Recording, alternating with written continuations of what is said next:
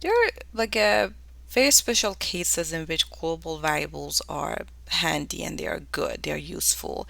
And those are for global constants. For instance, the pi value, that value is not changing. So you can have a global variable for pi value and you can use it in any function that you need it, right? So I'm going to put the value for pi.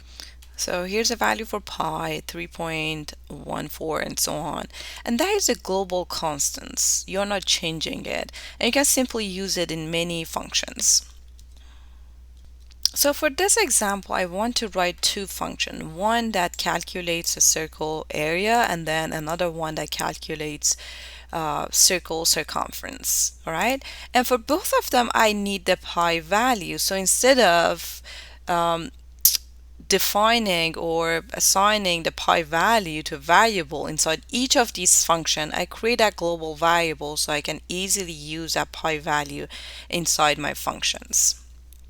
So first thing that I'm going to do, I'm going to create those two functions. I'm going to define the function. So function circle area, and then it takes the radius or r of that circle, and then I'm going to return a value. So I'm going to leave the keyword return here so I don't forget that I plan to return something. And then I'm defining my next function, which is my circle circumference.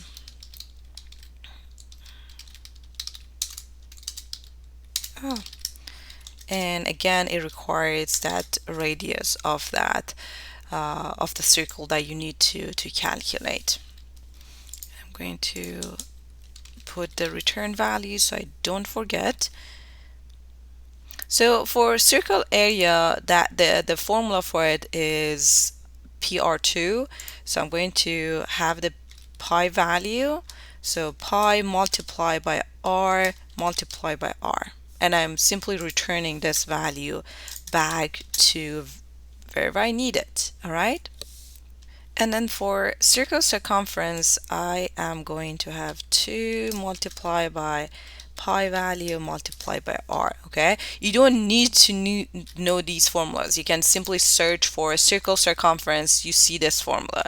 So if you search circle area, you're going to see the formula. So pi r2 or circle circumference, and here's the formula. Okay, you don't need to know the formula, you just search them and you find it. Okay, now I defined my two functions, one for circle area and one for circle circumference. So now I can simply call them in my main function. So for now, if I do not call them, I'm not going to get any output, right?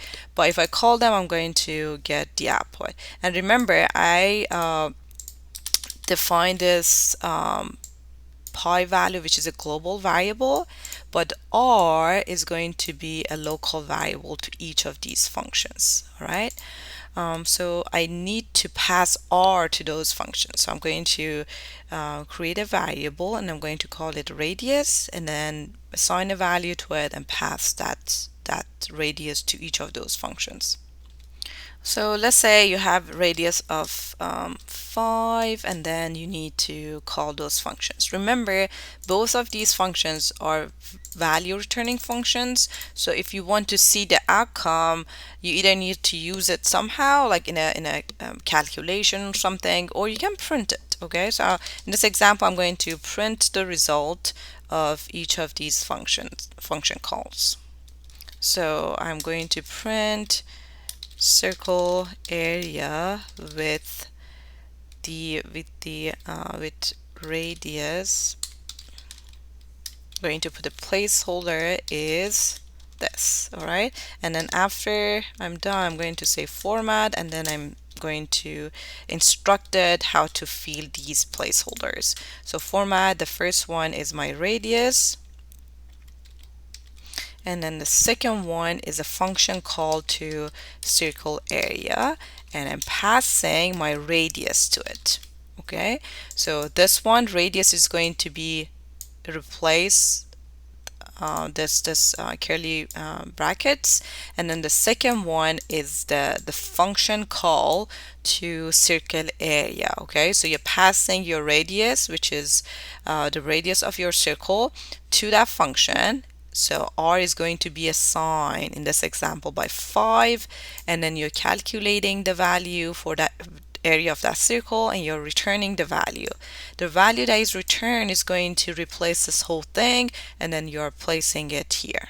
All right, so I'm going to do a very similar thing for circle circumference. So I'm going to replace it, change the name of my function with the other function that I have. So circle circumference, you're passing again your radius, which in this example is 5, and then you're calculating the circle circumference. All right, so let's run it, see if that goes through. Here you go. Oh, I didn't change this part. So area circumference is going to be something. All right, if you want to cut it to 2 decimal points, you can do it using format function. So let's try it. So this is the value that I'm getting, so I can say, all right, format this value. With the format function, you get your value, and then comma, you say how you want to format it. So let's say I want to only see 2 decimal points, so I will do that. So if I run it, oh, I missed the parentheses or something. Okay,